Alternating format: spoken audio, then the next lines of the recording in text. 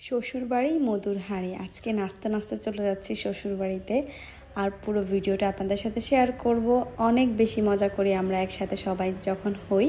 ঈদ আসলে আমাদের সবার খালি ঘরগুলো একদম ভরপুর হয়ে যায়, আর আমার মনে হচ্ছে আমি একদম পাখির মতো উড়ে উড়ে কোনো এক জায়গায় চলে যাই, অচেনা জায়গায়। আর এখানে দেখেন সূর্যটা ডুবে যাচ্ছে, ওয়েদারটা এত সুন্দর ছিল। বিকেলে এসে আমরা পেয়ারা পেরেছি, খেয়েছি, আর আমাদের ঘরে পাখি এভাবে বাসাও করেছে। হ্যালো এভরিওয়ান, আসসালামু আলাইকুম। কেমন আছেন সবাই? আশা করি সবাই খুবই ভালো আছেন। আমরা অনেক ভালো আছি। আজকের ওয়েদারটা অনেক বেশি সুন্দর ছিল। বিকেলের মুহূর্ত, সূর্য ডুবে যাচ্ছে, এরকম একটা ওয়েদার, আর সূর্যের আলোটা আমাদের গায়ের দিকে চলে এসেছে। এরপর আমরা এখানে তরমুজ কিনে নিলাম।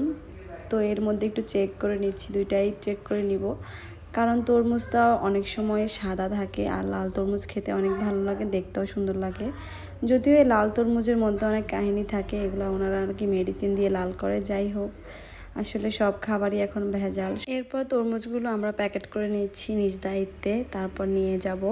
কিছুক্ষণের মধ্যে আমরা আমাদের গন্তব্যে পৌঁছাবো খুব তাড়াতাড়ি। আর অপেক্ষা করতেছি কখন সবাইকে দেখব। আর এর মধ্যে হচ্ছে বাইকের দুই পাশে দিয়ে আমরা তরমুজগুলো সেট করে নিয়েছি যেন কোনোভাবে বসে যাওয়া যায়। আর এর মধ্যে হচ্ছে চলেও যাচ্ছি, দুই পাশের প্রকৃতি দেখতে দেখতে এত সুন্দর লাগতেছে ওয়েদারটা। বাসায় আসার পর আমাদেরকে ঠান্ডা ঠান্ডা তরমুজ কেটে দিল, মানে এটা ফ্রিজে রেখেছিলাম কিছুক্ষণ।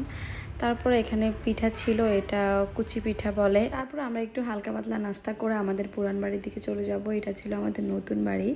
নতুন বাড়িতে বেশ ভালো লাগে সবাই একসাথে হলে, আর পুরান বাড়িতে সবসময় ভালো লাগে কারণ ওখানে সবসময় অনেক মানুষ থাকে।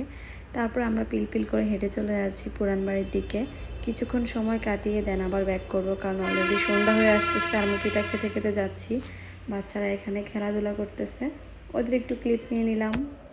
এরপর আনাবিয়ার পাপার সাথে বাইকে চলে গেল, আর আমি হেঁটে হেঁটে যাচ্ছি। হেঁটে হেঁটে গেলেই তো প্রকৃতিটা উপভোগ করতে পারবো, তাই না?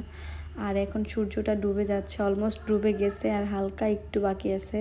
আর একটু আগে আসলে হয়তো আরেকটা সুন্দর হতো। আমি পাখির মতো উড়ে উড়ে চলে যাচ্ছি। ঈদ কিন্তু গ্রাম ছাড়া একদমই মজা নাই। যারা শহরে ঈদ করে তারা গ্রামের ঈদের মজাটাই পায় না।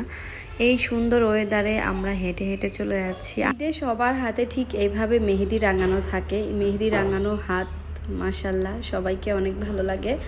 তারপর গুটি গুটি পায়ে চলে আসলাম আমাদের পুরান বাড়িতে। এরপর আনাবিয়ার পাপা আমাদের জন্য একটু পেয়ারা পারলো। পেয়ারাগুলো একদম শক্ত ছিল, তারপরে একটু একটু ট্রাই করছি। সব গাছের তাজা ফল।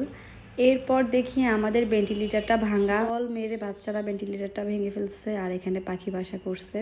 মানে আচমকা আমি দেখি যে ঘরের মধ্যে পাখির বাসা, কেউ না থাকলে যা হয় আর কি। পাখির বাসা থাকা লক্ষ্মী। আজকের ভিডিওটা এ পর্যন্তই। সবাই ভালো থাকবেন। নেক্সটে দেখা হচ্ছে।